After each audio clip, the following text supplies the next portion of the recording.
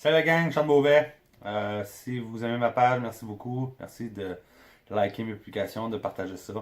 Aujourd'hui, dans la pépite d'or de la journée, je vais vous parler d'un truc pour éliminer les mauvaises habitudes. Premièrement, ce qu'il faut savoir, c'est qu'une habitude, c'est composé de trois choses. Tu vas avoir le déclencheur, tu vas avoir l'accès, puis tu vas avoir la motivation.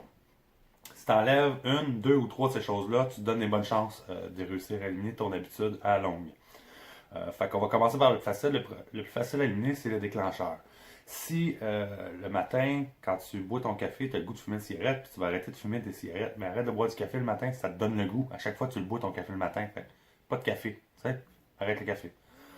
Il y a des déclencheurs qui sont plus durs à enlever. Là. Ben, enlève le plus de déclencheurs possible, puis ça va t'aider. Deuxième chose, l'accès. Euh, si tu veux arrêter de manger des cochonneries le soir, ben, arrange-toi pas de n'avoir dans ton frigidaire et ton garde-manger. Ça va être plus compliqué. T'sais. Si tu as une petite fringale, tu vas peut-être aller chercher un fruit ou quelque chose de santé à la place de la cochonnerie. Euh, fait l'accès, deuxième chose à enlever. Troisième chose, c'est la motivation. La motivation, c'est beaucoup plus complexe à enlever. Tu peux te servir de l'hypnose, de la programmation neurolinguistique, mais si, exemple, tu veux le faire par toi-même, tu peux aussi remplacer ta motivation pour une motivation différente, qui serait proche. Si tu veux arrêter de manger de la crème glacée, par exemple, tu pourrais remplacer ça par du sorbet aux vrais fruits sans sucre ajouté, qui serait très santé. Puis, à la longue, mais tu n'aurais plus le goût de manger de la crème glacée, tu aurais le goût de manger du sorbet. Hein? C'est magique de même. Fait que, en gros, pour faire un résumé, on va faire une petite mise en situation. Mettons que toi, tu fumes du pot, puis tu vas arrêter de fumer du pot. Fait que, comment t'enlèves les déclencheurs? Premièrement, qu'est-ce que tu as comme déclencheur? Quand tu vois ta pipe ou ton papier à rouler, ça te donne le goût de fumer du pot.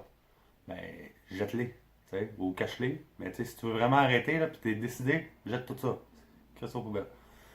Deuxième chose, l'accès. Si tu as du pot chez vous, c'est pas mal plus facile de recommencer à fumer.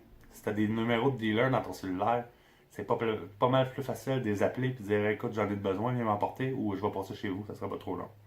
Fait que, si tu veux éliminer l'accès, élimine le pot chez vous puis élimine tes dealers de ton cellulaire. Troisième chose, la motivation. Remplace ta motivation par une motivation différente.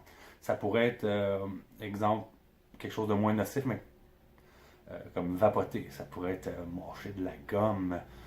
Écoute, je sais pas, n'importe quoi qui fit pour toi.